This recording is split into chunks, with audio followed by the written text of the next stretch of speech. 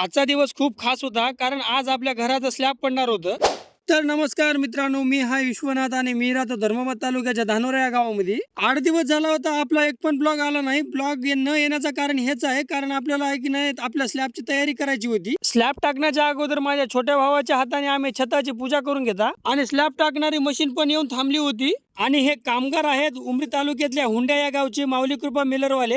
माऊली कृपा मिलरवाले यांनी आहे की नाही जेवढं झालं तेवढं लवकरात लवकर मशीन चालू केली आणि आपल्या स्लॅब टाकण्यास सुरुवात केली. आणि जसं स्लॅब टाकण्याचं काम जोरात सुरू होतं तसं अचानक आकाशात काळे ढग जमायला लागले. क्षणातच पावसाच्या थेंबाने सगळं वातावरण बदलून टाकलं. जणू देवही आपल्या या क्षणात सहभागी झाला होता. थोड्या वेळाने पाऊस थांबला आणि सगळं वातावरण एकदम शांत झालं. ओलेचिंब झालेले कामगाराचे कपडे, सिमटीचा सुगंध आणि थोडा थंडगार वातावरण.